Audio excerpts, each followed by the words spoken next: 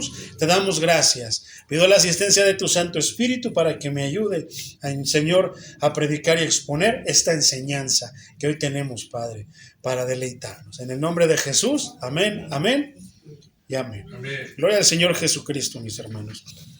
Bienvenidos, mis hermanos, pues pudimos sentir la gloria del Señor.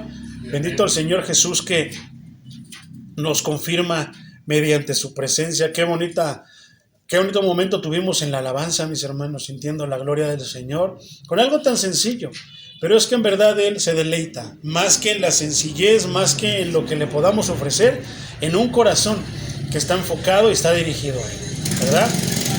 Hemos estado estudiando, mis hermanos, temas controversiales, polémicos, desde la Reforma. Este no es la excepción, este también es un tema polémico, hermano, un tema controversial, que tiene que ver con la religión popular. Ya vimos cómo es que nació la iglesia la semana pasada. ¿Cuántos dicen amén? Sí, amén, amén.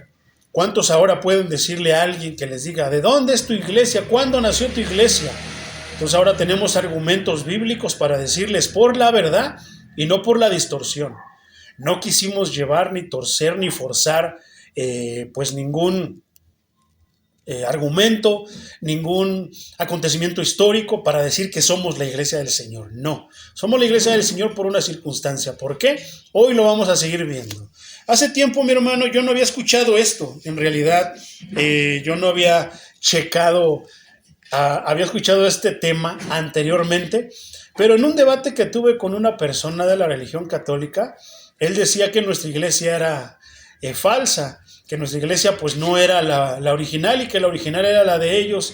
Y escuché mucho eso y tú sabes, y pues no es necesario. Ellos piensan que tienen que convencer al mundo para realmente ser la iglesia, pero no, mientras te baste y te sobre que tú eres parte de la iglesia de Cristo, es más que suficiente, mi hermano, ¿verdad? Hablamos de la Reforma, que pues dentro de cosas que no teníamos, dentro de cosas que pues empezaron, que no se pretendía la división, pero tuvo que haber una división. ¿Por qué? Porque la verdad, hermano, hay que defenderla a capa y espada, con la vida. Así lo hicieron los reformadores y así lo vamos a hacer nosotros, siendo ahora que tenemos por nombre en la iglesia, somos de la iglesia reformada. Entonces, no pretendemos la división, inclusive con las iglesias evangélicas, cristianas de estos tiempos, pero si la verdad nos separa, hermano, entonces nos quedamos con el Señor Jesucristo.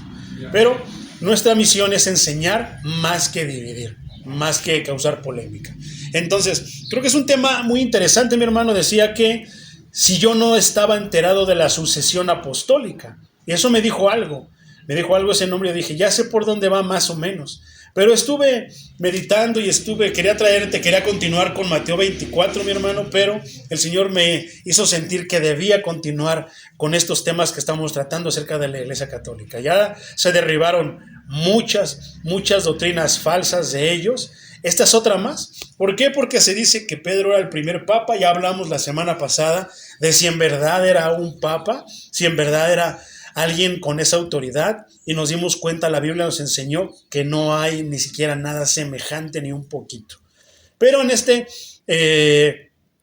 tema, hermano, vamos a aprender muchas más cosas, así que vamos a avanzarle, mi hermano, para alcanzar a cubrir todo el tema. El tema del día de hoy, así se llama, entre signos de interrogación, sucesión apostólica. Entonces, para poder nosotros entender este tema, mi hermano, nosotros necesitamos tener términos claros, tener unos conceptos claros, ¿verdad?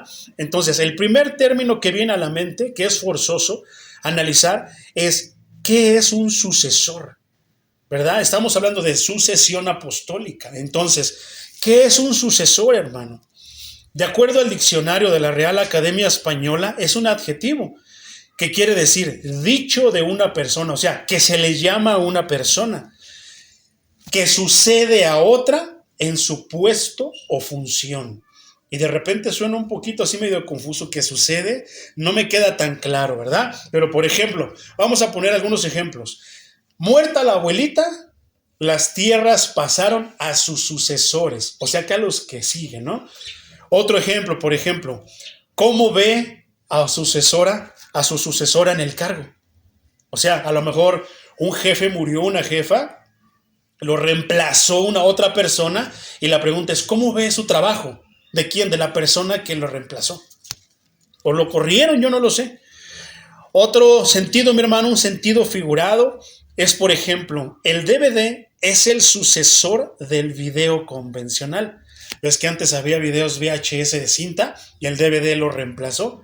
Y ahora tenemos más tecnología. Entonces es sucesor. Otro ejemplo, por ejemplo, es la computadora ha sido la sucesora de la máquina de escribir. ¿Qué quiere decir? Que sirven para lo mismo, proyectan lo mismo, pero son diferentes, ¿verdad? Eso es un sucesor. ¿Cuál es un sinónimo? ¿Qué es un sinónimo? Es algo que es lo mismo, pero se escribe diferente. Por ejemplo, sinónimo de sucesor es un sustituto, es un reemplazante, un descendiente, un vástago, un heredero. Pero me gusta esta palabra, continuador. Un sucesor es un continuador. Me quedo con estas tres palabras para este mensaje, hermano. ¿Cuál es el sinónimo de sucesión? Eso quiere decir que cuando escuchemos sucesión o sucesor, va a ser lo mismo que un sustituto. Sucesor es un sustituto, sucesor es un reemplazante, sucesor es un continuador, alguien que va a seguir el trabajo de otro, ¿verdad? Entonces, ¿qué significa ser un sucesor, mi hermano? Según la inteligencia artificial, un sucesor es una persona que ocupa el puesto, cargo o título de otra persona. O un número que sigue inmediatamente a otro en secuencia numérica. ¿Cuál es el sucesor del 1? Y así. Ese es un sucesor, la sucesión, o sea, que le sigue, ¿verdad? En términos generales, es alguien o algo que sucede o reemplaza a otro. Ahora, tengo una pregunta interesante, hermano. Ya sabiendo que es un sucesor, un reemplazante, un sustituto, un continuador, entonces yo pregunto, hermano, ¿hay sucesores en la Biblia? ¿Qué piensas tú? Entonces, no es como sacado realmente de la manga, hermano, este tema de la sucesión apostólica. De repente así, de rápido, dices, ya sé por dónde vas, y no es así. Porque a veces las personas forzan los conceptos, forzan las ideas para dar a entender algo o para acomodarlo a lo que quieren decir. Entonces, pero no está del todo así como sacado de la manga, hermano. Tiene algo en realidad que es interesante, ¿eh? Por eso ya sabemos que es un sucesor. ¿Qué pasa o cuál es el papel de un sucesor? Entonces nace esta pregunta: ¿hay sucesores en la Biblia?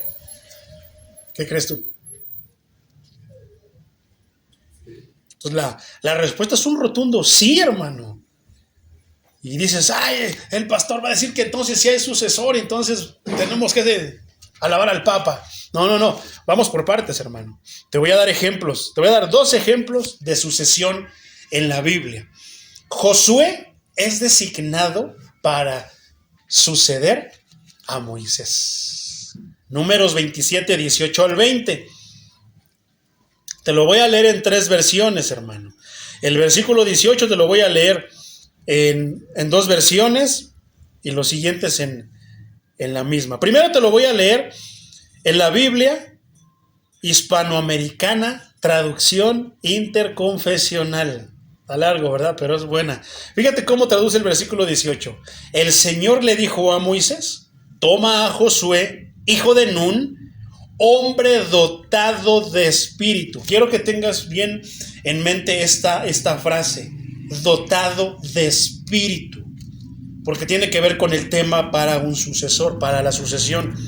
E impón tu mano sobre él. Pues me gusta cómo lo traduce, porque dice, ¿quién es Josué? Dios está diciendo a Moisés: Josué, un hombre dotado de espíritu. O sea, que no es cualquier hombre, tiene algo, Dios puso algo en él. Ahora, este mismo versículo, pero en la palabra de Dios para todos, lo traduce así: el Señor dijo a Moisés: manda a llamar a Josué, hijo de Nun, que es un hombre en quien está el Espíritu.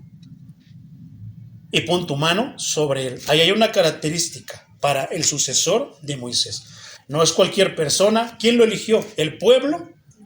¿Lo eligió Moisés? ¿Quién lo eligió? El mismo Dios. ¿Y qué tiene que tener un sucesor? Tiene que tener ciertas características con las cuales va a poder cumplir la función que está haciendo el que le va a dejar el puesto, ¿verdad? Entonces, pon tu mano sobre él también es importante, hermano. Dentro de las cosas bíblicas, de las cosas de Dios, imponer manos es importante. Rápido vamos a recordar algo que hemos hablado acerca de la imposición de manos. Hablábamos de que poner mano es como que a veces ponle la mano y termínalo. O sea, de un aspecto negativo, ¿te acuerdas? Pero también que imponer las manos tiene un aspecto de bendecir a quien tú le impones la mano. Entonces, esto es, pon tu mano sobre él, ¿qué quiere decir? Josué ya poseía el don interno para actuar como guía. ¿Qué era Moisés para el pueblo de Dios? Un guía, alguien que Dios levantó. Entonces, ¿qué se esperaba de Josué? Lo mismo, hermano. Se espera que del estándar que tiene alto vaya más alto o que por lo menos se mantenga aquí, ¿verdad? Digámoslo así, hermano. ¿Qué se espera de alguien que predique aquí en el púlpito? ¿Que mantenga el estándar de la predicación? ¿O qué? Que predique mejor. Pero no que baje el estándar, que predique peor, ¿verdad? Entonces, ahí creo que podemos sentir la carga, ¿verdad? La carga, la responsabilidad de suceder o de reemplazar al predicador. Entonces, había recibido poder del Espíritu Santo. Acuérdate que estamos hablando del Antiguo Testamento. Por eso es que es tan importante eso que te estoy diciendo. ¿Quién era Josué? Es un hombre en quien está el Espíritu. Y Espíritu está escrito con letra mayúscula. ¿A qué se refiere? Es al Espíritu Santo de Dios. No es el Espíritu de él como humano, como hombre. No, tenía al Espíritu de Dios. Está dotado con el Espíritu, decía la otra versión. Entonces, este don interior debía ser reconocido por una ceremonia externa. No nada más como de que pues tú ya eres el ganón, pues échale ganas y adiós. No, tenían que presentarlo de manera oficial. Moisés impuso públicamente las manos sobre Josué. Ese es un privilegio, hermano. Cuando nosotros imponemos manos, ya hemos hablado de la imposición de manos que no es con ligereza, ¿te acuerdas? Que no es porque se me pasen los demonios. No, es porque yo estoy dando mi aprobación de que yo respondo por esa persona. Y ponerle la mano a una persona, yo respondo por esa persona. Y si esa persona hace desbarajustes, si esa persona avergüenza el Evangelio, si esa persona avergüenza al Señor Jesús, ¿quién es el responsable? Porque yo fui el que di mi aprobación para que él predicara, para que él cantara, para que él hiciera cierto trabajo, ¿verdad? Entonces, a eso se refiere cuando no impongamos las manos con ligereza. Entonces, públicamente, Moisés estaba poniendo, ¿qué? Sus manos. ¿Qué significaba eso? Que estaba dando su aprobación. O sea, muy aparte, porque sabemos que el Señor le habló a Moisés, pero no le habló al frente del pueblo. Se lo habló a solas. Se lo habló por su parte. Moisés ya sabiendo que tenía que hacerlo públicamente. ¿Para qué? Para que el pueblo tuviera autoridad. Que supiera de la autoridad que se le estaba delegando a Josué y que lo obedecieran, que lo respetaran. Entonces, este acto significaba la transferencia del caudillaje de Moisés a Josué. La imposición de manos puede acompañar una dedicación a un oficio. ¿Qué es lo que hacemos cuando un hermano ya se bautiza? Es lleno del Espíritu Santo. ¿Qué le hacemos? Le imponemos las manos. ¿Para qué? Como aprobación. ¿De qué? De que puede ir a predicar allá afuera. ¿Con qué? Con la bendición de Dios. No es por nosotros ni nada. No, es la aprobación. Este hermano ya está aprobado para que pueda salir a predicar afuera. ¿Y qué va a pasar? Es bíblico, es de parte de Dios. Dios lo va a respaldar a donde vaya. Pero ¿qué pasa con una persona que dice, no, yo sé más que el pastor, yo predico mejor que el pastor? No, hermano, merenganito, yo predico mejor que él, yo voy a ir a predicar. Y por eso a veces caen enfermos, a veces les pasan cosas, a veces hasta se endemonian, hermano, porque no tienen la protección de Dios. Entonces, eso puede acompañar la dedicación. Se dedica al hermano, ¿a qué? A predicar, a la oración, a la alabanza, yo no lo sé. Entonces, mi hermano, estábamos hablando del versículo 18, versículo 19 de ahí mismo, pero en la palabra de Dios a todos. Te voy a leer hasta el 21 en esa versión. Dice el 19, preséntalo ante el sacerdote Eleazar. ¿Quién era Eleazar? El sacerdote en turno, hermanos, el sacerdote que estaba en ese tiempo. Entonces, ¿qué papel entonces tenía Moisés? Era el guía, era el líder. Pero aún así había un sacerdote, ¿verdad? Eso es bien importante. Entonces, preséntalo ante el sacerdote Eleazar. Esto le daba otro nivel, hermano, otra responsabilidad, le daba seriedad. Y ante toda la comunidad y en presencia de todos ellos, dale las órdenes oportunas. Lo que Dios le había dicho a Moisés, se lo iba a decir en frente de todos. Versículo 20. Transmítele tu autoridad. Hermanos, ahora yo estoy pronto a partir. El Señor me dice, Moisés después diría que ya el Señor le había dicho que ya iba a venir su tiempo de morir. Tenía 120 años y que Dios le había dicho que no iba a pasar el Jordán y estaban llegando al Jordán. Entonces Moisés sabía que ya iba a morir, por eso el Señor le da esta orden. Tú va a llegar tu tiempo de descansar. No vas a cruzar el Jordán a la tierra prometida. Qué tremendo, hermano. Sabemos por qué no llegó. ¿Por qué? Por patear a la roca. ¿Quién es la roca? Cristo. Dios le dijo, dale un golpe una sola vez, pero lo hizo veces de más. Y le costó no llegar a la tierra prometida. Tanto tiempo, tanto batallar con el pueblo de Israel para que llegara eso, hermano. Tremendo, ¿verdad? Con nosotros va a ser igual. Tanto batallar y tanto esto para que en una tontería perdamos. No, hermano, hay que mantenernos siempre firmes. Entonces, mi hermano, para que toda la comunidad israelita lo obedezca. Recuerda que estamos hablando del pueblo de Israel. Estamos tomando esto como ejemplo de cómo hace a Dios las cosas. Versículo 21, lo iba a dejar ahí, hermano, pero el versículo 21 me llamó la atención porque tiene que ver con el tema. Se presentará Josué al sacerdote Eleazar. Se hace presencia con la autoridad. Moisés era el guía, digámoslo así, en lo civil, pero el sacerdote era la autoridad espiritual para con Dios. ¿Quién consultará por él la decisión del Señor a través de los Urim? Y ahí es donde está bien interesante este tema, hermano. ¿Por qué? Que no nada más es de que Josué, Señor, ayúdame, voy a ofrecer incienso. No, hermano. Tenía una tarea, guiar al pueblo. Pero para ir con Dios, para consultar a Dios, estaba el sacerdote. No es que cuántas personas así lo hacen. Ahora tenemos la oportunidad de que tú puedes consultar a Dios, hermano. A raíz de que Cristo murió en la cruz y entonces consumó todo, ahora tú puedes tener contacto directamente con Dios, pero antes no, hermano. Si se quería consultar al Señor, era por medio del sacerdote. Ya ve, la sucesión apostólica. No, hermano, vamos avanzando. Entonces, hay una pregunta, dice, a través de los Urim, así lo traduce esta versión. Otra versión dice Urim, con N, sin acento en la I, cuyo dictamen seguirán tanto él como toda la comunidad. Había alguien a quien estaba sometido, a quien tenía que rendir cuentas, e inclusive el jefe, el líder, que era Josué, que era Moisés, el sacerdote. O sea, no porque yo soy el jefe, yo soy el presidente, no tengo que darle cuentas. No, tenía que dar cuentas, tenía que hacer muchas cosas. Si tenía un problema, por ejemplo, lo vamos a ver más adelante más claro, pero si había un problema y ocupaban consultar a Dios, tenía que ir al sacerdote. No es como que te brincabas e ibas, no, yo no necesito de ese pastor ni de... No, ibas. Pero es donde se han torcido las cosas, inclusive en estos tiempos modernos. ¿Qué? Porque parece que ahora el sacerdote es el pastor y si es un sacerdote, pero ¿lo necesitas obligatoriamente para consultar a Dios? No.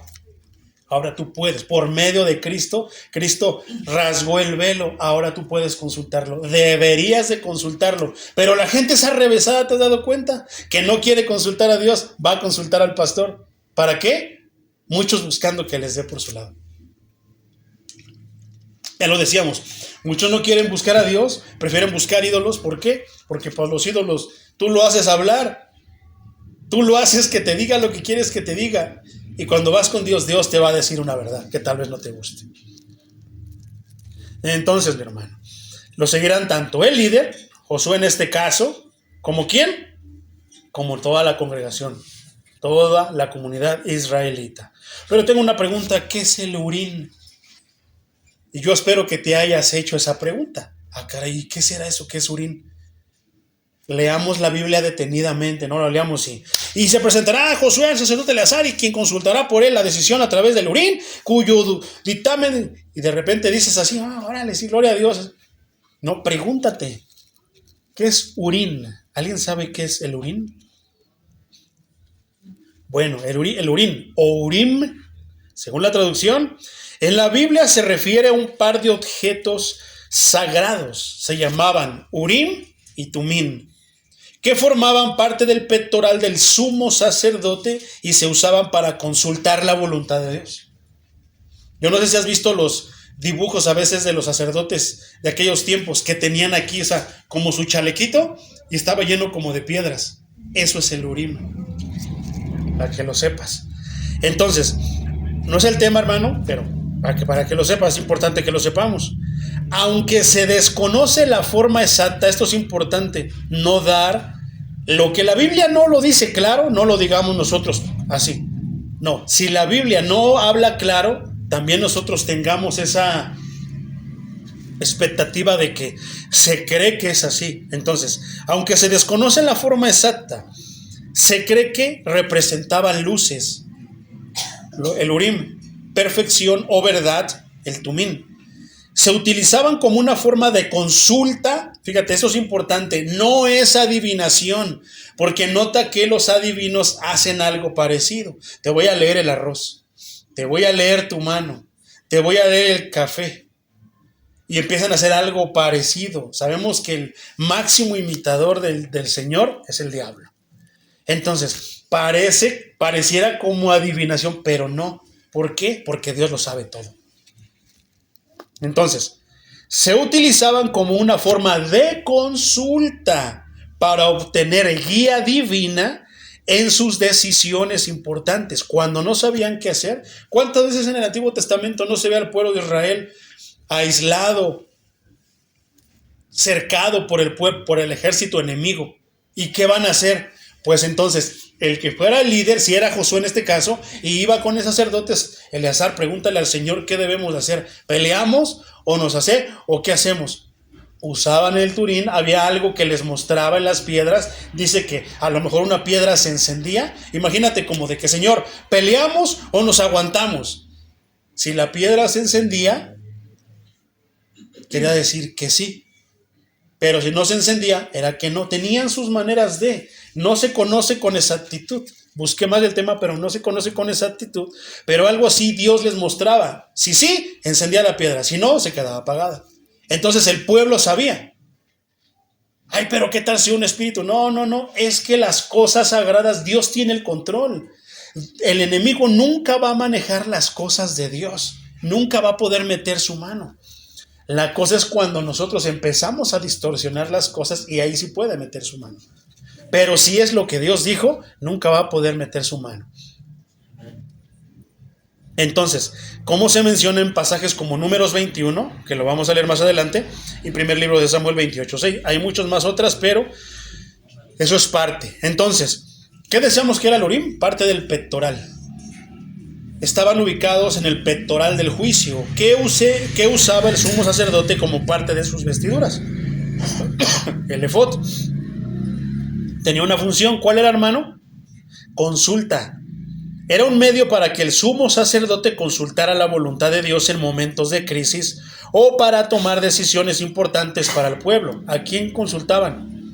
Al Señor. ¿Te das cuenta que no había un concilio de ancianos y esto y lo otro?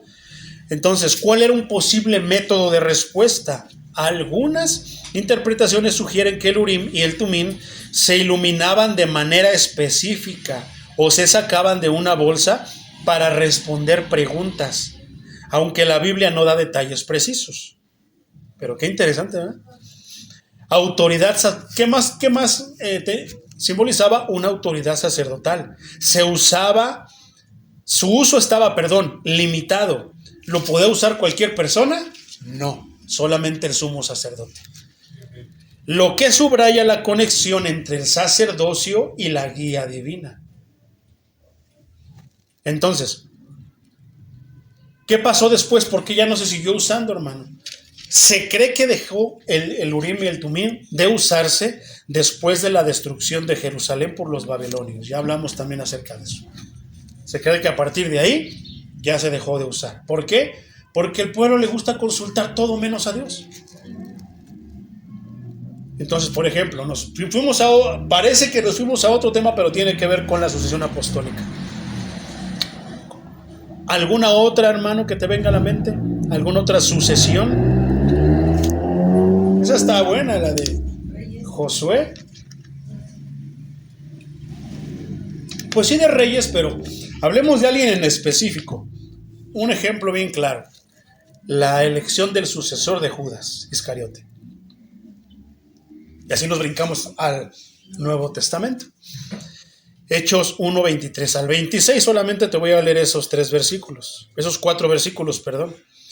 Te voy a leer Reina Valera 60. El 23 dice: y señalaron a 2, a Josué, llamado Barsabás, que tenía por sobrenombre Justo, y a Matías. 24. Y orando dijeron: tú, Señor, que conoces los corazones de todos, muestra cuál de estos 2 has escogido. Ahí ya no hicieron uso del Urim, sino que hicieron por medio de la oración. Pero fíjate, es interesante esto. 25. Para que tome parte de este ministerio y apostolado de que cayó Judas por transgresión, para irse a su propio lugar. Fíjate cómo lo traduce la Biblia al día. Este versículo 25. Para que se haga cargo del servicio apostólico. ¿No es eso suceder? ¿No es eso un sucesor? Para que se haga cargo del servicio apostólico que Judas dejó para irse al lugar que le correspondía. Continuamos con 26, Reina Valera 60. Y les echaron suertes. La suerte no, dice, eso es como adivinaciones del diablo. Pues aquí la palabra menciona la palabra suerte, la estuve buscando en el original, y si es la palabra suertes. Y la suerte cayó sobre Matías, y fue contado con los 11 apóstoles. Pero aquí tengo una pregunta para ti. ¿Quién escogió, hermano, a Matías? ¿En verdad fue el azar? ¿La chiripada, como diríamos aquí en México, la chiripa? ¿O fue el Señor? ¿Por qué? ¿Por qué fue el Señor? Exactamente, porque ellos se lo encomendaron a Dios. O sea, fíjate la importancia que tiene el encomendar las cosas a Dios y que Dios sea decidiendo. Pero a veces encomendamos las cosas a Dios, y si decide algo que no nos gusta, lo contrario de lo que nosotros queríamos, que no, otra vez, te lo vuelve a mostrar, no, aquí está metiendo el diablo su mano.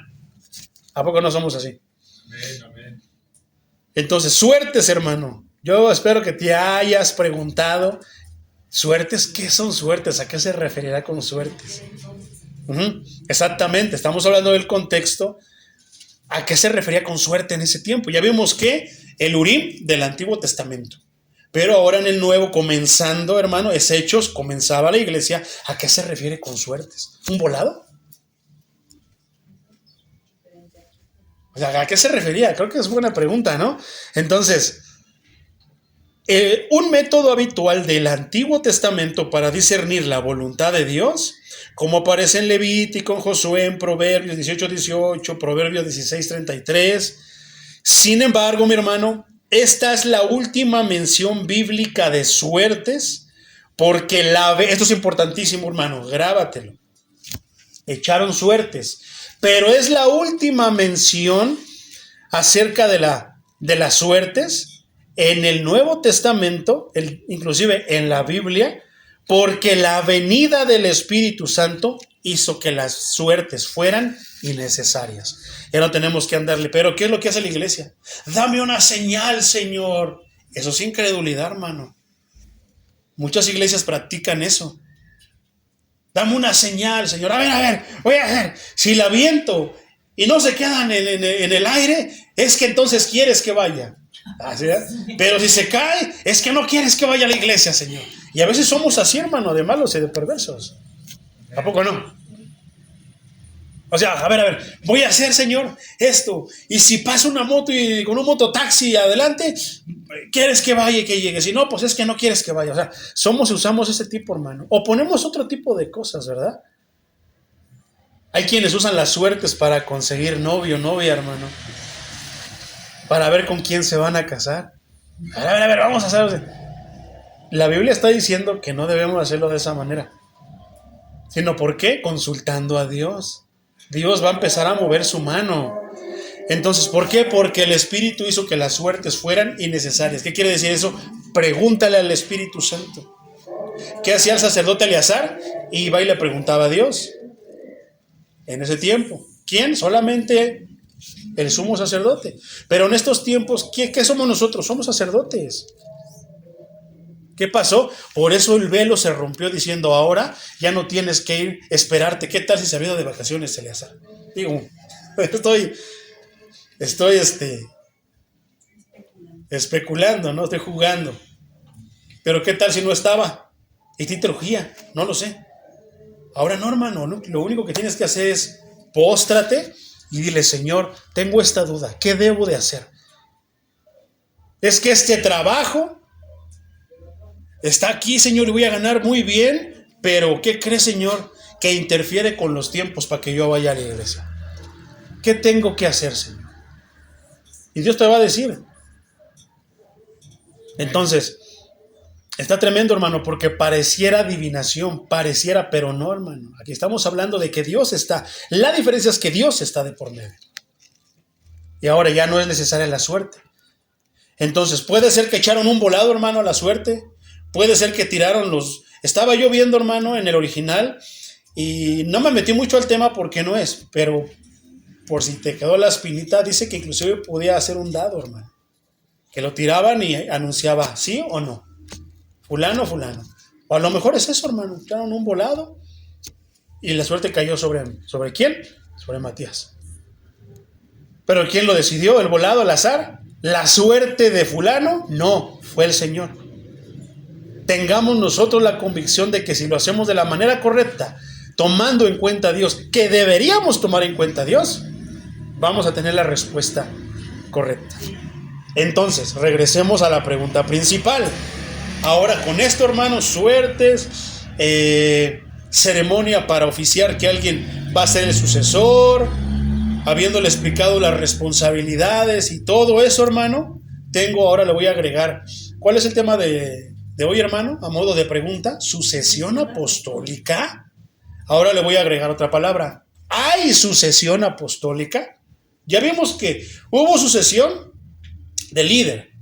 Moisés no era cualquier persona. Fue usado para sacar al pueblo de Dios, para llevarlo por el desierto, y por X circunstancia el Señor decidió que no, y que iba a haber un sucesor para Moisés. Entonces sí lo hubo. Después vimos que en el apostolado, está más al tema, ¿verdad? Que un apóstol dejó el apostolado, hermano, para ir al lugar que le correspondía, que había escogido. Había que escoger a otro apóstol. ¿Hay sucesión apostólica, hermano, en estos tiempos? Porque creo que esa es la palabra correcta, la pregunta correcta, ¿no? ¿Había sucesión apostólica en ese momento? No, pero si alguien moría, sí iba a haber sucesión apostólica. Ya lo vimos en los dones del Espíritu Santo. Y vimos que los apóstoles tenían algo que no se tiene hoy en estos días. Ay, pero yo he visto sanidades. No, es que no hemos dicho que no haya sanidades. No hemos dicho que Dios ya no sane. No, pero ministerio como el apostolado ya no hay en estos días. Y si alguien lo tiene, que se vaya a los hospitales a sanar a todos los enfermos, porque los apóstoles ponían la mano y sanaban. No había ni uno que no sanara, ¿eh? A ese nivel estamos hablando. Porque van a decir mucho, no, está negando. O los que se sientan apóstoles, no, claro que ya vemos apóstoles. No, bueno, si tú eres apóstol, entonces tienes que poner la mano y que sane. Y si tienes ese don, vete a los hospitales a sanar a todas las personas que están necesitadas de sanidad. ¿Para qué andar faroleando y en una campaña de sanidad? Y véanme porque voy a pedirle a mi Dios que sane, ¿verdad? No, ¿para qué andar con eso, perdiendo el tiempo de esa manera? Vamos a donde están los enfermos. ¿Dónde? Vamos al hospital. Entonces, en ese tiempo no es que hubiera sucesión apostólica, pero sí surgió una situación donde se requería una sucesión apostólica. ¿Por qué? No se podían quedar 11. Dios escogió a 12 y tenían que estar otra vez los 12 completos. ¿Y qué hicieron? Eligieron por suerte, echando las suertes, a un apóstol nuevo. ¿Pero cuántos eran? Entonces, ¿habrá en estos tiempos sucesión apostólica? Ya no, hermano. ¿Por qué? Es que Pedro fue el primer apóstol, digámoslo así, según ellos. Dicen que el primer papa, pero fue uno de los primeros apóstoles reconocidos por el Señor precisamente por la confesión. Fue el primero que lo confesó. Y ya habían sido escogidos como apóstoles, pero Cristo escogió solamente a 12. ¿Sí? Entonces Pablo... No, Pablo, chusma, él se puso. No, hermano, escogió 12, pero había uno para los gentiles. 12, uno por... No quiero decir que para cada tribu. No, hermano, no. Pero es curioso que eran 12, ¿verdad? Entonces, y había uno para los gentiles, Pablo. Entonces, solamente, hermano, ellos son los únicos apóstoles que la Biblia reconoce. Por eso es la importancia de las 5 solas. ¿Por qué surgió la Reforma Protestante? A raíz de que se ponía por encima todo menos la palabra de Dios. ¿Y qué hace las 5 solas? Una de las 5 solas, ¿cuál es? La sola escritura. ¿Qué? Que la escritura es la máxima autoridad. Y si es la máxima autoridad, lo que dice la Biblia es lo que debemos de creer, no lo que nos diga el pastor Memín Pingüín o el curita Memín Pingüín, ¿verdad? Entonces, ¿hay sucesión apostólica, mi hermano? Vamos a verlo. Fíjate, me encontré con esta página, hermano, bien interesante para el tema. No es por lo que dice, sino para el tema. Hay una página, mi hermano, en el internet que se llama Catholic.net, así como católico, pero Catholic.net. Entonces, en esa página me encontré un artículo que hablaba de la sucesión apostólica. Dije, vamos al grano, vamos a ver qué es lo que dicen. Entonces, podemos entender lo siguiente como una sucesión apostólica. Introducción. Hace poco escuché, dice el escritor, decir en un foro evangélico que la sucesión apostólica no tenía base bíblica. O sea, es un católico el que lo está escribiendo. Esta persona que estoy leyendo sus palabras es de un católico, que dice que en un foro evangélico, o sea, protestante, que era un intento de la Iglesia Católica para adjudicarse la autoridad que no le corresponde. He querido con el presente estudio de carecer apologético estudiar qué es la sucesión apostólica, su fundamento bíblico e histórico. Bueno, por lo menos estamos hablando de un católico que le gusta meterse al tema. Y eso es bueno, que va a ir a verlo en la Biblia. Eso es bueno. Entonces, dentro de su estudio, hermanos, son 3 cosas las que yo encontré importantes. La primera, ¿qué es la sucesión apostólica? Según su definición. Cuando Cristo vino a la tierra y edificó su iglesia, de entre sus discípulos eligió a 12 de ellos y les dio autoridad, poder y un ministerio que cumplir. Totalmente de acuerdo. ¿Cuál era? Pastorear la iglesia. Con la expresión sucesión apostólica se indica en teología que los apóstoles, conscientes de que no vivirán para siempre. Esto es así, mi hermano. ¿Cómo es el camino? Recto. Con la expresión de sucesión apostólica se indica en teología que los apóstoles, conscientes de que no vivirían para siempre, eso ya se empezará a desviar. Y por voluntad de Cristo, Cristo nunca dijo, no habló de una sucesión apostólica. Estaban destinados a tener sucesores que continuaran su ministerio con la misma autoridad que ellos recibieron. Si tienen la misma autoridad, si están hablando que tenían el mismo poder, entonces volvemos a lo mismo. Pon la mano y tiene que sanar, si no, eres un mentiroso. Eres un falso maestro. Un demonio, qué exorcismo ni qué nada. Sal de él en el nombre de Jesús, como lo hacían los apóstoles. Es más, hermano, la Biblia dice que Pedro iba caminando y que su sombra, sin que él dijera nada, echaba fuera demonios. Su sombra estaba ahí, hermano, y caía sobre un enfermo, se sanaba. Si estamos hablando de sucesión apostólica, los de hoy tienen que hacer exactamente lo mismo. Es lo que dice la Biblia, es lo que dice él. Por eso te digo y te pongo el ejemplo. El camino es recto, pero no vivirían para siempre. Ya, se está desviando. Por ejemplo, esta persona cita este versículo. Cuando se hizo de día, llamó a sus discípulos y eligió 12 de entre ellos, a los que también llamó apóstoles. A Simón, a quien llamó Pedro, y a su hermano Andrés, a Santiago y Juan, a Felipe y Bartolomé, a Mateo y Tomás, a Santiago de Alfeo y Simón, llamados Zelotes, a Judas de Santiago y a Judas Iscariote, que llegó a ser traidor. Eso está en Lucas 6, 13 al 16. Esta es la versión Biblia de Jerusalén. Es la que usa él.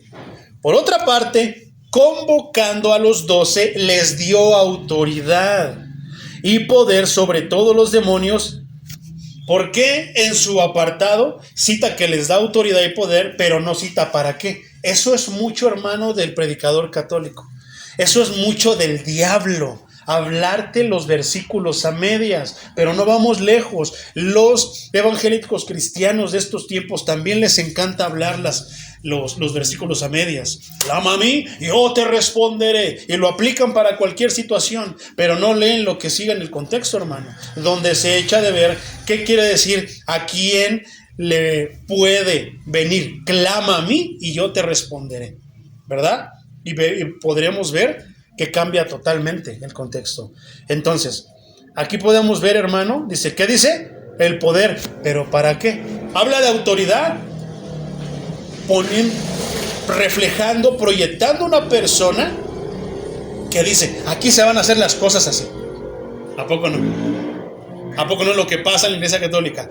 Tienes que obedecer al Padre, al curita, al Papa, porque es el vicario de Cristo. Dios lo dejó a él. Así son y así es. E inclusive cuando el vicario de Cristo dice cada barrabasada, dice cada herejía, pero ellos lo creen, lo siguen.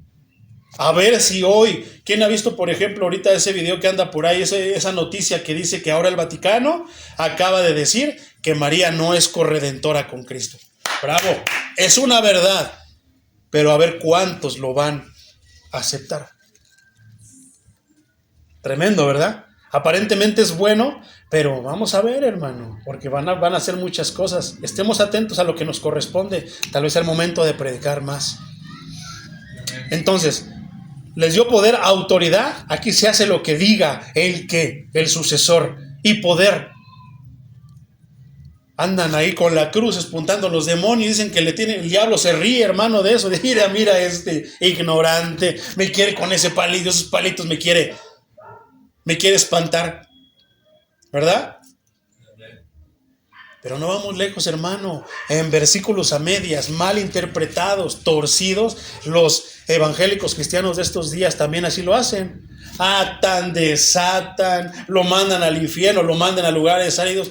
Hermano, la iglesia cristiana evangélica de hoy necesita ser evangelizada también.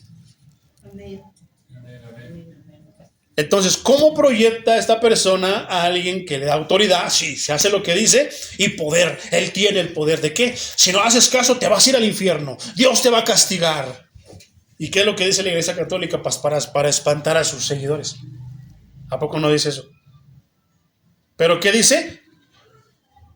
Autoridad y poder, no tanto, hermano, en el cuerpo de la iglesia, sino que sobre demonios y para curar enfermedades.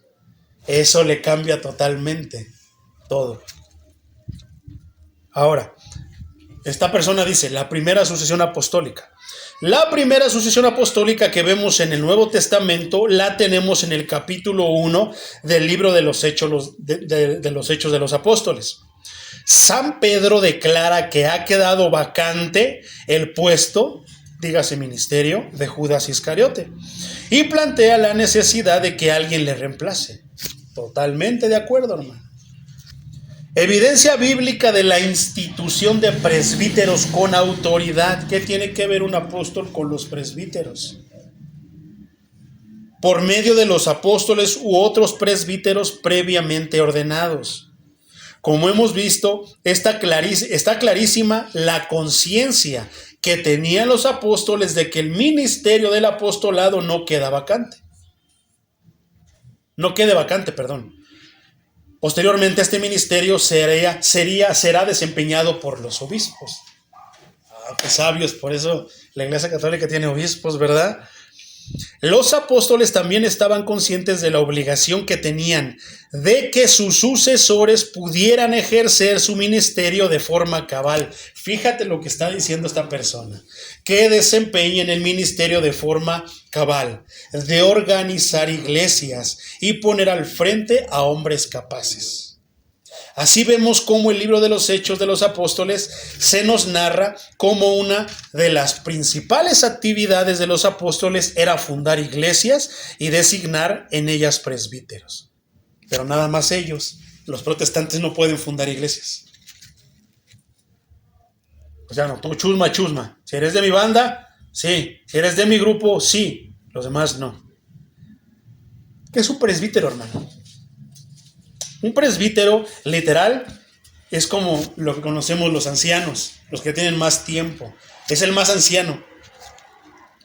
Es un clérigo que forma parte de la jerarquía eclesiástica cristiana, ocupando el escalón inmediatamente superior al diácono e inmediatamente inferior al obispo. Es como el segundo al mando, en otras palabras, mi hermano. Un supervisor. Hay iglesias, denominaciones que sí tienen sus presbíteros, y el presbítero cumple es como que el pastor principal de toda la denominación, al mando de todas las iglesias del país, pero él es como su supervisor en Chimalhuacán, en esa. Así, hermano, es un presbítero, un supervisor. Por otra parte, mi hermano, la misma página catholic.net continúa diciendo, cita estos 3 versículos. Segunda Timoteo, ¿en relación a qué? La sucesión apostólica. Segunda carta a Timoteo, capítulo 1, versículos 7 al 9, Biblia de Jerusalén, es la que él usa. Dice así: por esto te recomiendo que reavives el carisma de Dios que está en ti por la imposición de manos. ¿Quién está hablando aquí, mi hermano? ¿Te acuerdas? Pablo está hablando a Timoteo. Porque no nos dio el Señor a nosotros un espíritu de timidez, sino de fortaleza, de caridad y de templanza. Aplica esto a los católicos. ¿Quién de los católicos es esto, hermano? Pero está bien bonito andar citando versículos, hermano. Está bien bonito andar nada más usando lo que me conviene, lo que yo quiero, pero yo quiero ver a alguien de los líderes de la Iglesia Católica en esto, y no puedo ver a ninguno, hermano. No me viene ni uno a la mente, teniendo en cuenta que tengo 43 años. Me bauticé a los 33, hermano. Y de los otros 33 para atrás, nunca vi a alguien con eso. No te avergüences, pues, ni del testimonio que has de dar de nuestro Señor. ¿Y por qué ellos no dan testimonio del Señor? Dan testimonio de San Judas, de San Martín Caballero, San Martín de Porres, de todos, menos de Cristo. Ni de mí, su prisionero, sino al contrario, soporta conmigo los sufrimientos por el Evangelio, ayudado por la fuerza de Dios que nos ha salvado y nos ha llamado con una vocación santa, no por nuestras obras, sino por su propia determinación y por su gracia que nos dio desde toda la eternidad en Cristo Jesús. Ahí está, hermano. Pero pareciera que ¿por qué no lo hacen? Ahora, también cita primera carta a Timoteo capítulo 4 versículo 14, Biblia de Jerusalén. No descuides el carisma. Esto en Reina Valera es el don, porque en el original don es carisma. ¿Qué hay en ti? Que se te comunicó por la intervención profética mediante la imposición de las manos del colegio de presbíteros. No descuides el carisma, el don que hay en ti. ¿Cuándo has escuchado a un católico hablar de dones? Entonces, lo siento, pero tache. Primera carta, él los está citando, hermanos. Es lo que tiene en la página, ve a catholic.net y ahí te lo vas a encontrar. Ponle sucesión apostólica, ahí te va a aparecer. Primera de Timoteo 5:22, Biblia de Jerusalén. No te precipites en imponer a nadie las manos, es lo que estábamos hablando hace rato. No te hagas partícipe de los pecados ajenos. Consérvate puro. No te hagas partícipe de los pecados ajenos, hermano. ¿Qué es lo que hacen cuando llevan sus grupos mundanos y música mundana en la explanada de lo que ellos llaman la Santa Iglesia Católica Apostólica Romana? ¿Qué es lo que hacen ahí en la explanada de lo que se dice esa iglesia que debería estar llena de respeto, hermano? Se emborrachan, se pelean, hacen pipí, papá, popú, bailan. ¿A poco no, hermano? ¿Y bailan qué? Danzas hebreas, danzas judías, danzas a Dios, la música del diablo, hermano. ¿Qué está haciendo la música del diablo en una iglesia que se dice santa? Y gloria a Dios, hermano, sigamos orando para que muchos curas se levanten, más luteros, más John Hus, más Wycliffes. Porque sí hay unos, hermanos, que están levantando la voz diciendo que por qué están cantando música mundana en la estudiantina. Y gloria a Dios, nosotros no tenemos problema con la iglesia católica, tenemos problema con sus doctrinas, con sus herejías. Ya lo dijimos, si hubiese un padrecito, hermano, que predicara la palabra así alrededor, no dudes que yo lo voy a invitar a predicar. Consérvate puro. ¿Quién de los católicos, inclusive quién de los sacerdotes se conserva puro? Piensa que su sotana tiene el poder, hermano, ¿verdad? Piensa que sus hábitos tienen el poder. No, hermano. Piensa que por besar su bufandita tiene poder. No, hermano. Farisaísmo puro, moderno. Entonces, hermano, podemos ver que sí habla del tema, hermano. Habla de la Biblia, pero no está hablando del contexto, lo importante que es. Ahora puedes entender también lo importante que es el contexto. No nada más es sacar un versículo y usarlo como se me pegue mi gana. Eso es lo que hacen por flojera, hermano. Los hermanos, no todos, muchas iglesias son bien estudiosas, pero la mayoría de las iglesias cristianas evangélicas de estos tiempos son flojas, son perezosas espirituales. No les gusta leer, se comen todo y lo usan como quieran, con los pies. ¿Qué hacen? No se dan cuenta que están en problemas con el Señor, porque es la palabra del Señor. Un canto que yo compuse, hermano, por inspiración del Señor, que se llama Dios nunca morirá. A mí no me gustaría que lo cantaran en reggaetón, hermano. Pegaría el grito al cielo, me tiraría, patalearía y me levantaría y me volvería a morir. Cuanto menos a Dios le gusta que usen su palabra con los pies.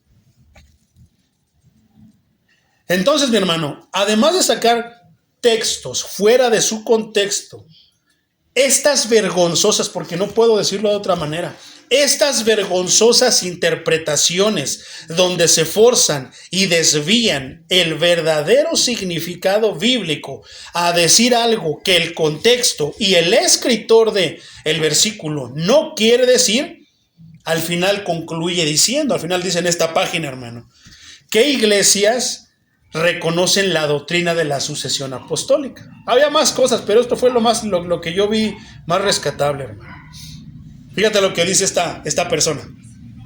Actualmente reconocen la doctrina de la sucesión apostólica la Iglesia Católica, la Iglesia Ortodoxa, orientales, la Iglesia Nestoriana y la Iglesia Anglicana. Algunas iglesias luteranas también, pero en la práctica para la mayoría de las iglesias protestantes como nosotros, y sin tener una legítima sucesión, o sea que nosotros nos pusimos ahí, salimos de la nada como el Big Bang, salió una iglesia. La fundación de su iglesia quedaría sin justificación y tendrían que reconocer como inválida la autoridad de su pastor.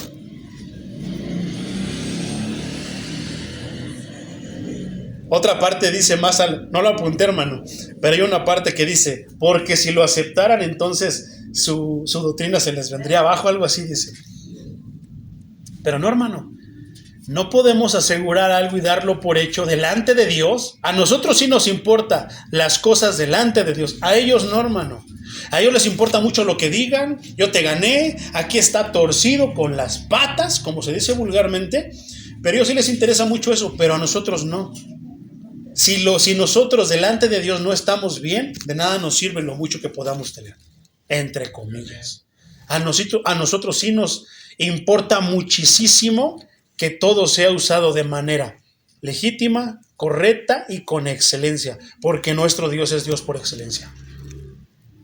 Es el Dios de la excelencia y a Él se le sirve con excelencia.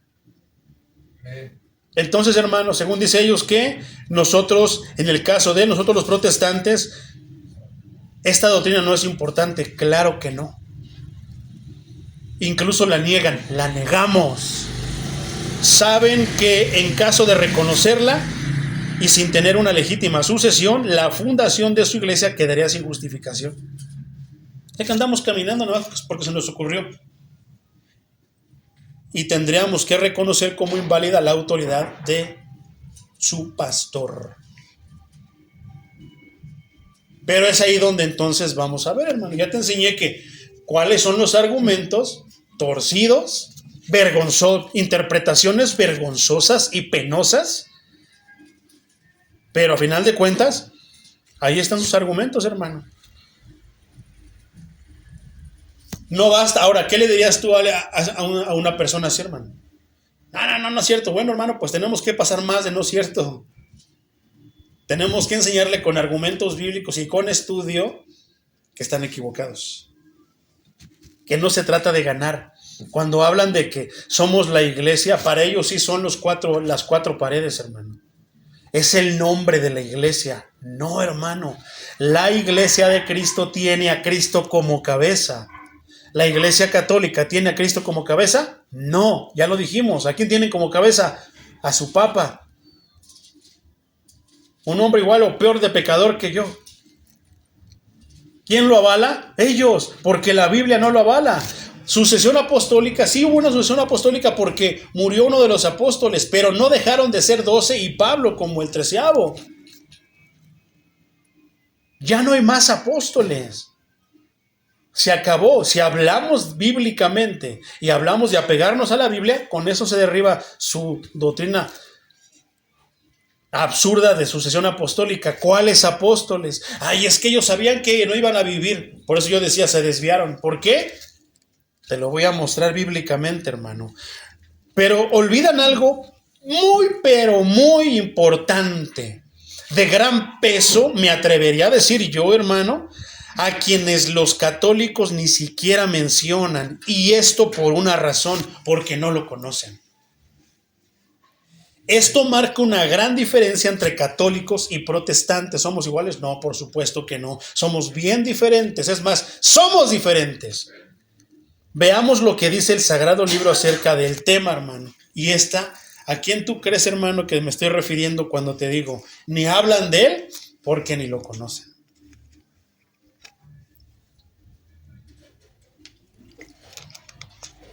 Juan 14:15, hermano, Reina Valera 60 dice: si me amáis, guardad mis mandamientos. 17. Y yo rogaré al Padre. ¿Quién está hablando? El Maestro.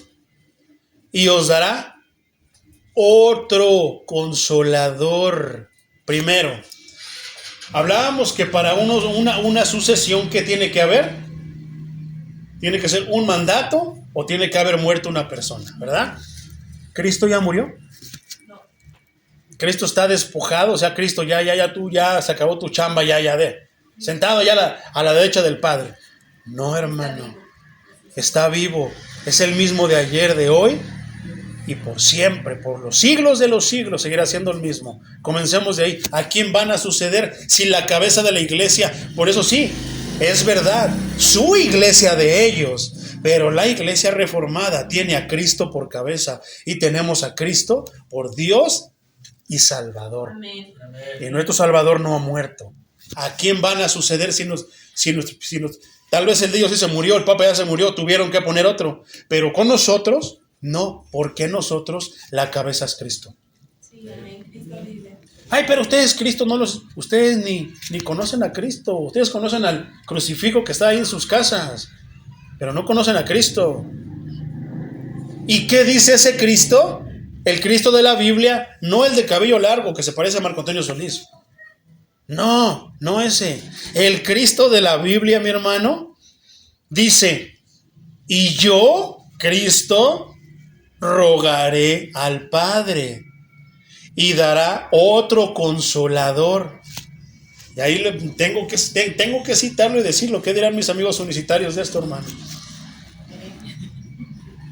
¿Cómo van a derribar la Trinidad? Si allí está, yo no me voy a meter en problemas. Aquí dice que hay Trinidad, yo así la voy a predicar. Yo, Cristo, Hijo, rogaré al Padre y os dará otro consolador. ¿Qué quiere decir eso? Yo no he muerto, pero tengo que ir de donde vine, a donde vine. Y estaré sentado, voy a preparar moradas para todos ustedes. Ay, ¿y ahora quién lo va a suceder? ¿Ves cómo bíblicamente la Biblia nos habla? ¿Quién lo va a suceder, hermano? El Espíritu Santo. Por eso yo decía, ni lo mencionan porque ni lo conocen. Y te voy a decir por qué no lo conocen. Consolador. Cristo era el consolador de Israel. Humanamente, hermano, es nuestro consolador. Pero dijo que nos convenía. ¿Te acuerdas de esa prédica, hermano? Nos convenía que Él se fuera para preparar moradas, pero que dejaría al Espíritu Santo, porque ahora Él nos ayudaba en muchas cosas, pero que ahora su Espíritu estaría con nosotros, dentro de nosotros. Eso me decían, ¿no? Esa es la obra del Señor. Eso ellos no lo conocen, ellos no hablan de eso, hermano. Un consolador, ¿para qué? Para que esté con vosotros para siempre. Ay, sí, pero los apóstoles estaban conscientes de que se iban a morir. Pues aquí la poderosa palabra, este bendito libro, hermano, nos está diciendo que vendría un consolador por mandato del Padre, porque Cristo su Hijo, nuestro Salvador, se lo pidió, y que estaría con nosotros para siempre. Nunca muere su espíritu. Gloria. Versículo 17. El Espíritu de verdad, al cual el mundo no puede recibir. Esa iglesia será iglesia de Cristo, hermano, será iglesia de Dios, será de todos. Es una iglesia del mundo, hermano, porque de Cristo no lo es. Entonces, ¿por qué no hablan del Espíritu, hermano? ¿Por qué no mencionan al Espíritu? Primero, no leen la Biblia. Voy a leer lo que me conviene. Por eso es importante que tú leas la Biblia, hermano, porque te puedes inventar una doctrina y de repente otro hermano te la puede derribar toda porque no leíste todo. Tienes que leer todo. ¿Cuesta? Sí. Tiempo, pasión, sufrimiento, tantas cosas, hermano. Pero eso es ser un predicador de Dios. No nada más, un versículo nada más con y ahí lo que el Espíritu, lo que Dios ponga en mi boca, como dicen muchos pastores, muchos predicadores perezosos. Qué tremendo, ¿verdad? No, hermano, hay que quemarse las pestañas. Y vas a entrar en el mar de Dios y ya no vas a querer salir. Vas a querer, al contrario, ir más adentro. Ay, pero me ahogo. No, hermano, estás en la mano del Señor. Entonces, el cual el mundo no puede recibir. Hay una iglesia del mundo, hermano, que quiere comandar al mundo, servir al mundo, tener autoridad sobre el mundo, pero no sobre los hijos de Dios. No tiene autoridad sobre nosotros. ¿Por qué? Porque nuestra cabeza vive Y da la casualidad que la cabeza de la iglesia es Cristo. Y Cristo es la cabeza de esta iglesia. Ay, entonces, ¿usted quién es? Solamente soy una chichincle de Cristo. Pero a chichincle de Cristo de a mucha honra. Y con mucho orgullo. Continúa diciendo, no lo puede recibir. Cristo está dando unas... está declarando, hermano, está dando palabras tremendas, ¿eh? El mundo no lo puede recibir. ¿Cuándo has visto un mundano con el Espíritu Santo? Si tuvieran al Espíritu Santo, se darían cuenta de todas las cosas que pasan en su iglesia. Ay, ¿y por qué los pastores se bajan? Sí, puedes reclamarle a todos los pastores que tú quieras. Ellos darán cuenta de su iglesia. Pero a mí me va a pedir cuentas de esta. Y esta es la que yo cuido. Y yo tengo discernimiento de que esto, aquello, no. No se van a ver muchas cosas, hermano. No se van a escuchar muchos cantos aquí en la Iglesia Reformada Voz de Verdad de los que se escuchan allá en la farándula cristiana.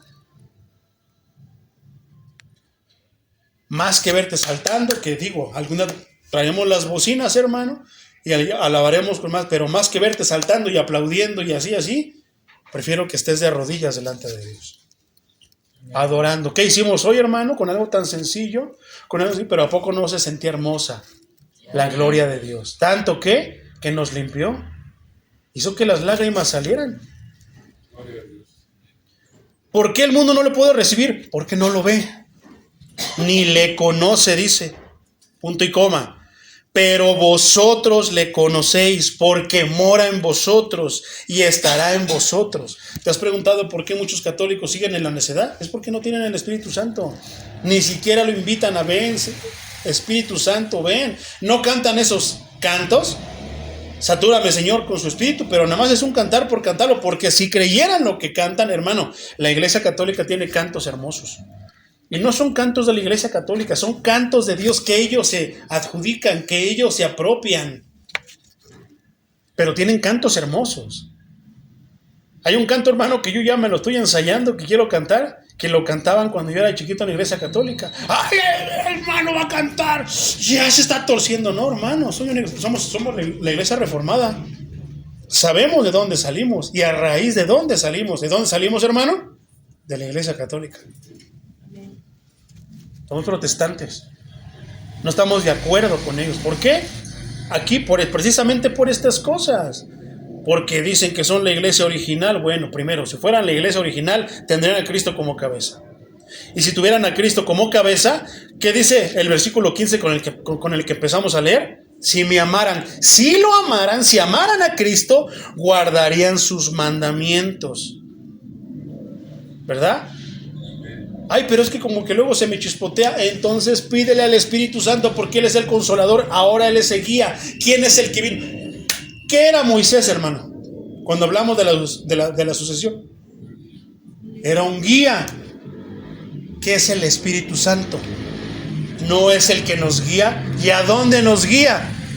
A que vayamos allá con los papas y a darles limosnas y indulgencias al confesionario. No, nos guía ¿a dónde? A la verdad, porque es el Espíritu de verdad. ¿Por qué no le conocen? Porque no lo pueden recibir. ¿Por qué? Porque siguen en el mundo. Santidad quiere decir separarte. ¿De qué te separas? Estamos separados del mundo. Me decía un amigo, oye, mira de la película, eso que yo me le quedaba viendo.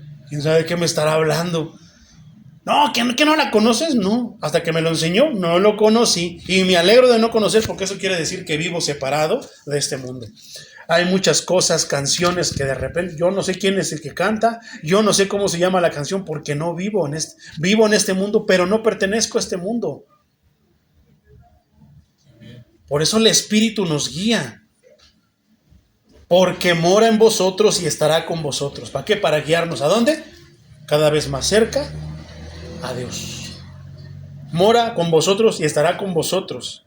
Esto señala alguna diferencia entre ministerios del Espíritu Santo a los creyentes antes y después de Pentecostés. El ejemplo que te he puesto más importante, hermano, más claro de esto es Pedro. ¿Cómo era Pedro antes del Espíritu Santo, de recibir el Espíritu Santo, y cómo era después de recibir el Espíritu Santo? Grosero, maldiciente, peleonero, altanero, sentía que podía creer al maestro y lo negó. No pudo protegerlo. Pero cuando y luego, además, ahí andaba de chillón. Pero cuando el Espíritu Santo vino a él, ¿qué hizo? Se paró enfrente de todos los israelitas y dijo: ese al que ustedes crucificaron, Dios lo ha hecho Señor y Cristo. Amén. Cometí el error una vez, pero ahora con el Espíritu Santo no lo volverá a cometer más. Entonces es verdad, hermano. Ahí hace una diferencia, que ahora mora con vosotros. Se ve en la persona cuando el Espíritu mora con él. ¿Por qué? Ya no se empieza a dirigir como él cree. Se dirige ahora como el Espíritu y Cristo quieren que se dirija. Versículo 18. No os dejaré huérfanos. ¿Qué hubo? Pero has escuchado esa frase absurda que dicen los católicos romanos. Ahora, déjame decirte que hay una diferencia, hermano. Una cosa es un católico y una cosa es un católico romano. Son dos cosas totalmente diferentes. Un católico, John Hus era católico, Lutero era católico, Wycliffe era católico, Pedro Baldo era católico. Pero eran católicos. Y es lo que yo les digo ahora. No, a ver, dime. ¿A quién perteneces? ¿Eres católico o católico romano? Porque son diferentes, ¿eh? Son diferentes. Y los romanos son blasfemos. Ese es como una pandilla, como una mafia. El otro por lo menos está creyendo y va a intentar, y Dios lo puede alumbrar. Como alumbró a Lutero, como alumbró a Wycliffe, como alumbró a Hus, como alumbró a todos los precursores de la Reforma y a los de la Reforma, hermano. ¿No es tremendo el testimonio de Baldo, hermano, que siendo rico, en verdad se impactó con la historia del joven rico y él sí decidió darle toda su riqueza a los pobres? A mí me impresionó eso, hermano, me sacudió. Entonces, ¿pero qué es lo que dicen ellos? Ay, es que si no aceptan a María, entonces están huérfanos porque es la madre de Dios. Y hasta ahí, eso es una blasfemia, hermano. Es una herejía. ¿Por qué? Porque Dios no tiene mamá. El Padre, el Hijo y el Espíritu Santo es mamá del Padre porque Él es Dios. ¿Verdad? Es una herejía, hermano. Es que ellos son huérfanos. Que digan lo que quieran, porque Cristo nos está diciendo aquí: no os dejaré huérfanos, vendré a vosotros. Pero ¿por qué piensan eso? Precisamente por su sucesión apostólica. Yo no sé qué tipo de apóstoles, porque apóstoles bíblicos no son. ¿Qué les van a enseñar? Todo menos las cosas de Dios.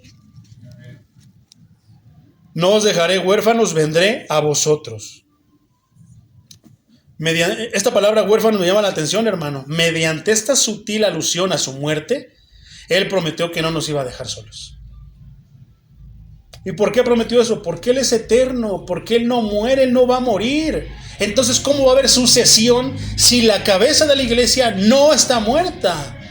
Por el contrario, mostró su grande poder, que lo crucificaron, estuvo en una tumba, pero su Padre lo resucitó y ahora vive para siempre y está sentado a la derecha del Padre.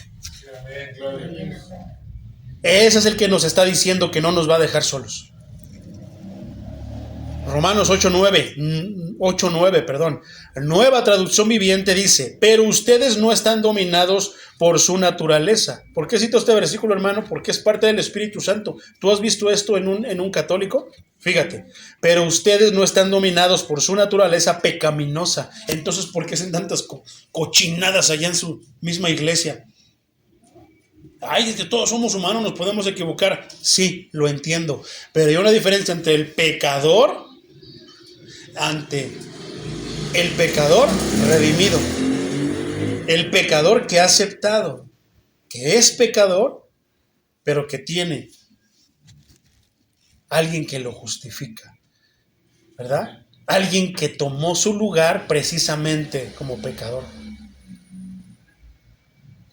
Son controlados por el Espíritu. Si el Espíritu de Dios vive en ellos. ¿Qué pasa con el padrecito? No dice, vayan y péguenle. No se han levantado en varios lugares las iglesias católicas a querer linchar a los hermanos protestantes. ¿Por qué?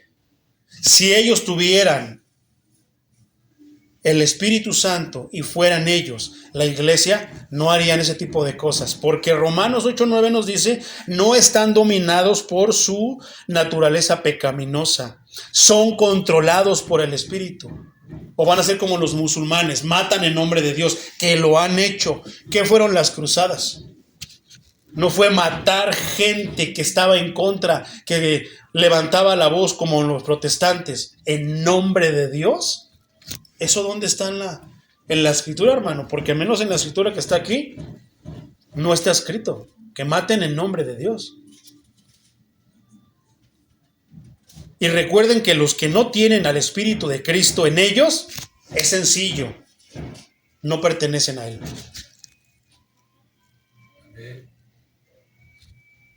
Ahora, mi hermano, ya casi terminamos. ¿Cómo se pierde el derecho de sucesión? ¿Se puede perder el derecho de sucesión? ¿Qué piensas tú, mi hermano? Claro que sí se puede perder. ¿Por qué? Vamos a poner el ejemplo bien fácil de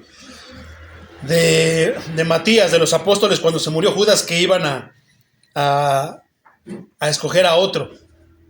¿Te imaginas que están los dos hermanos esperando la decisión de Dios, la voluntad de Dios, para ver quién es el que va a tomar el lugar de Judas Iscariote? ¿Y qué tal si de repente Matías, pues no se aguanta las ganas, se va a echar unas caguamas? Y lo ven. ¿Dios lo va a seguir escogiendo así? ¿La iglesia debería de tomarlo en cuenta en esa situación? No. ¿Por qué? Porque ya no está mostrando, ya no está cumpliendo con los requisitos. ¿Se puede perder? Sí. Fíjate, hablando de derecho, hermano. Vamos, civil. ¿Cuándo se pierde? Esa es la pregunta. ¿Se pierde? Sí se puede perder. ¿Cuándo se pierde el derecho de sucesión? Con sus mismas palabras, como ellos están abusando, bueno, por lo menos yo me estoy argumentando con algo, hermano, y me estoy apegando a los argumentos que hay. Pero ellos están torciendo versículos para adjudicarse que son algo que no son. Entonces, dentro de lo civil, mi hermano, ¿cuándo es que se puede perder un derecho de sucesión?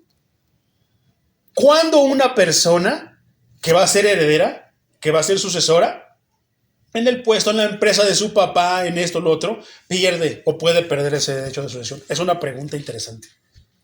Cuando el heredero oculta o sustrae bienes de la herencia, pierde el derecho de renunciar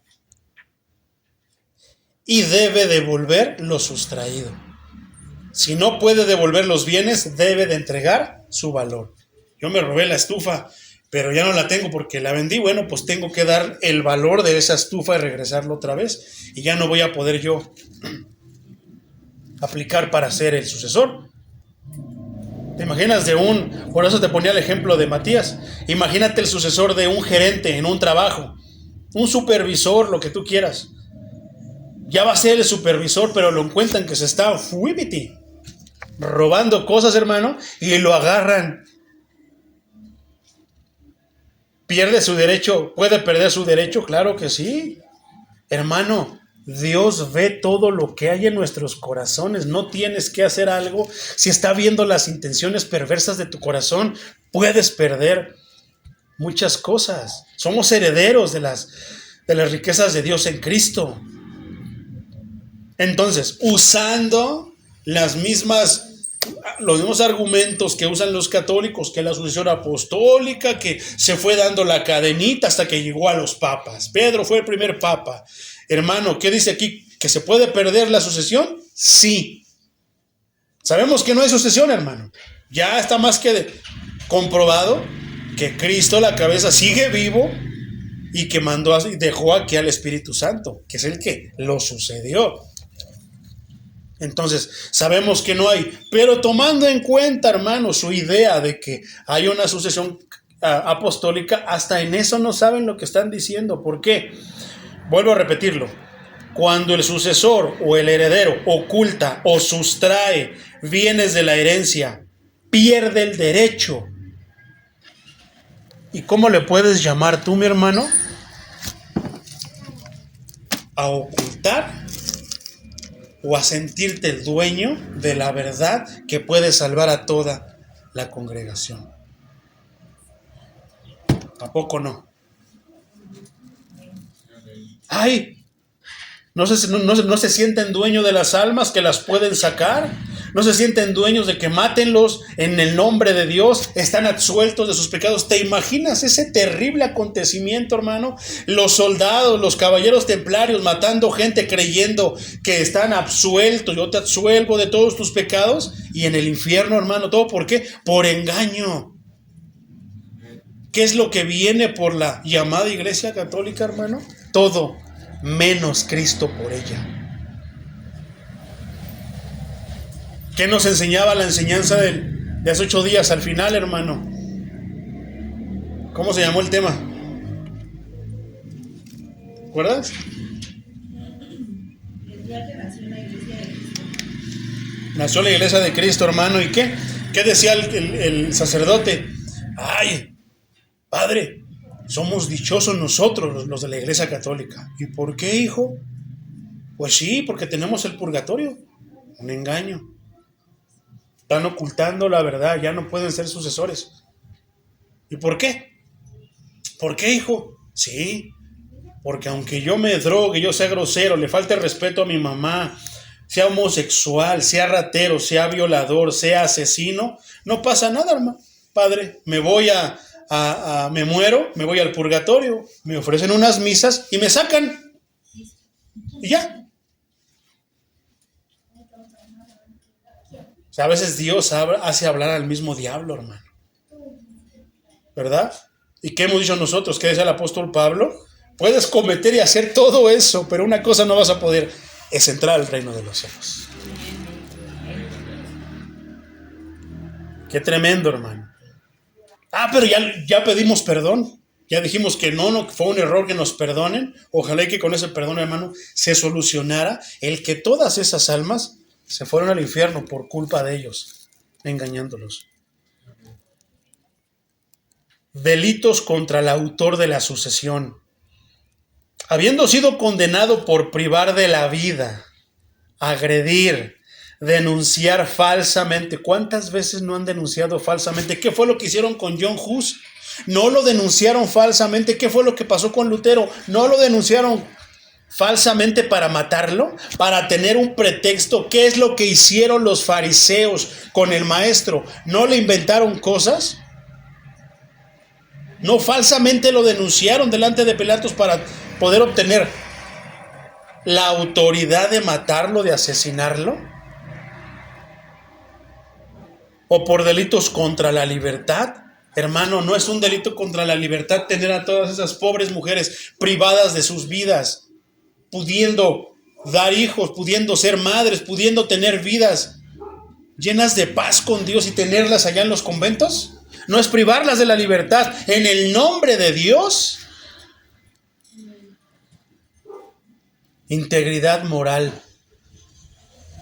Todo con tal de que no se hable mal de la Santa Iglesia Católica Apostólica Romana. ¿Cuántas violaciones, hermano, no ha habido para niños? ¿Cuántas violaciones no ha habido a monjas? ¿Cuántas cosas no se han descubierto de eso?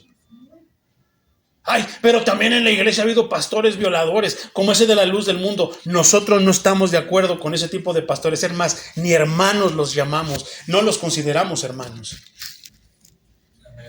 Hermano de nosotros, de la iglesia reformada, para decirle hermano, es alguien que sigue y obedece las enseñanzas de Cristo, que ama a Cristo como nosotros lo amamos. Amén. Y la libertad o indemnidad sexual del testador. Ya mejor le paramos con eso, hermanos, de dar asco. Versículo 24. El que no me ama, no guarda mis palabras. Y la palabra que habéis oído no es mía, sino del Padre que no, es que yo nada más sigo a Dios. Pues el Padre envió a Cristo. Y si no amas a Cristo, no amas al Padre. 25. Os he dicho estas cosas estando con vosotros. ¿Qué? Las dijo estando ahí. ¿Por qué Pedro nunca anduvo diciendo que él era el primer papa, que él era el jefe, que era esto? No. ¿Por qué? Porque Cristo ya les había aclarado todas las cosas y cuál iba a ser su tarea. Versículo 26. Mas el Consolador, el Espíritu Santo, a quien el Padre enviará en mi nombre, Él os enseñará todas las cosas, todo lo que nosotros requiramos aprender para mantenernos en el camino recto y santo, para llegar a Dios, hermano. El Espíritu Santo. Regresemos a las consultas, regresemos a las suertes. ¿Qué decía? ¿Qué pasaba si tenía que tomar una decisión el pueblo de Israel? Iban con el sacerdote. ¿Y a quién consultaba el sacerdote? No es lo que Roma se ha querido adjudicar. Ve y consulta al padrecito, al papa. Lo que él te diga está bien, mátalo. Pues ya estás absuelto. No va a pasar nada. ¿No quieren imitar ese modelo, hermano? ¿A poco el papa va y consulta a Dios? Si consultara a Dios, le caería un rayo, hermano. Desde allá arriba le decía: ¿qué estás haciendo? Eres vicario de la iglesia de un Cristo con letras minúsculas, imitación, porque mi hijo está conmigo aquí y el Consolador está ya haciendo su trabajo. ¿Qué es lo que tenemos que hacer? Ahora, tampoco no digo que no te acerques al pastor, no te acerques a mí a pedir consejería. ¿Por qué? Porque yo voy a consultar al Señor. Yo le voy a preguntar: Señor, este caso está difícil, no sé qué hacer. En mi palabra ve a tal parte, así, así, así. Ahí encontraremos la respuesta. Siempre encontraremos la respuesta en su palabra, mi hermano. A quien el Padre enviará a mi nombre, Él os enseñará todas las cosas. Ya no echan suerte, ya no echamos suertes. Ya nada de que, mándame una señal, Señor, para poder hacer esto, para poder hacer lo otro. ¿Quieres que haga esto? A veces es tan obvio, hermano, por puro sentido común, podemos nosotros deducir qué es lo que Dios quiere que hagamos. Y os recordará todo lo que os he dicho. Esta es la razón por la que los apóstoles y los demás discípulos nunca olvidaron ni el orden de la iglesia, en la iglesia, así como quién era la máxima autoridad. ¿Quién era la máxima autoridad para Pedro y para Pablo? Así de sencillo. ¿Y María por qué no la mencionan para nada? 27. La paz os dejo, mi paz os doy. Yo no os la doy como el mundo la da. No se turbe vuestro corazón ni tenga miedo. 28. Habéis oído que yo os he dicho: voy y vengo a vosotros. Si me amarais, os habríais regocijado. ¿Por qué he dicho que voy al Padre? Porque el Padre mayor es que yo. Si me amaran, se regocijarían con lo que yo les digo. 29. Ahora, os lo he dicho antes de que suceda. Fíjate lo que dijo el Señor. Se lo dijo antes de que sucediera. ¿Para qué? Para que cuando suceda creáis. Porque ellos no creen. Hermanos, no están enterados de esa cosa. Muchos padres dicen: no leas la Biblia, hija, no leas la Biblia. Porque ya saben que si un católico se pone a leer la Biblia, sale corriendo de la iglesia católica. ¿Verdad? Y ahora os lo he dicho ya antes de que suceda, para que cuando suceda creáis. Señor Jesucristo, nosotros creemos en ti. Nosotros te creemos, Señor. Nosotros creemos en tus palabras, Señor, y te amamos y guardamos tus palabras, Señor. Y si nos ha tocado faltarte, perdónanos y ayúdanos, Señor, a no faltarte. Y como en la iglesia primitiva del libro de los Hechos, seguimos adorándote en espíritu, Señor Jesús, y te seguimos adorando en verdad. Aquí en el monte te vamos a adorar, Señor. Amén. Donde sea que tú estés presente, allí estaremos nosotros, tu iglesia, teniendo en cuenta una sola cosa, mi hermano. Que Cristo es la máxima autoridad. Cristo, tú eres nuestro único y suficiente Salvador. Nos sobras y nos bastas. Sí, amén, amén. Viva Cristo, hermano. ¡Viva! Gracias por la reforma, por las 5 solas que nos ayudan a seguir caminando contigo, Señor Jesús. Terminamos con esto, mi hermano. No olvides, mi hermano, aunque quieran desacreditarnos como iglesia de Cristo, tenemos como base bíblica las 5 solas que nos avalan y acreditan como parte de la iglesia del libro de los Hechos. Nosotros no somos parte de una iglesia que nació, no, somos parte de la iglesia del libro de los Hechos, porque no es mediante hombres, sino mediante y solamente por la palabra de Dios que hoy estamos aquí. Amén. Para nosotros, la iglesia reformada, las 5 solas son la base, lo que echa inclusive y derriba las doctrinas y posturas de muchas iglesias evangélicas. ¿Por qué? Porque no tienen la sola escritura. ¿Qué quiere decir eso? Que la Biblia es la única autoridad en materia de fe y práctica. Para nosotros la palabra es la máxima autoridad, porque la palabra sabemos de quién es y a quién representa y quién es el que la dijo.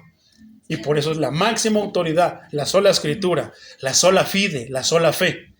La salvación se recibe únicamente por la fe y no por obras, como lo hacen en muchas iglesias evangélicas cristianas y en la iglesia católica. No la merecemos, pero Cristo nos da por gracia la salvación. La sola gracia. La salvación es un regalo inmerecido de Dios otorgado por su gracia. Solus Christus.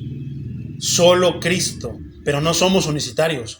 Solo Cristo. Solo Jesucristo es el mediador entre Dios y los hombres.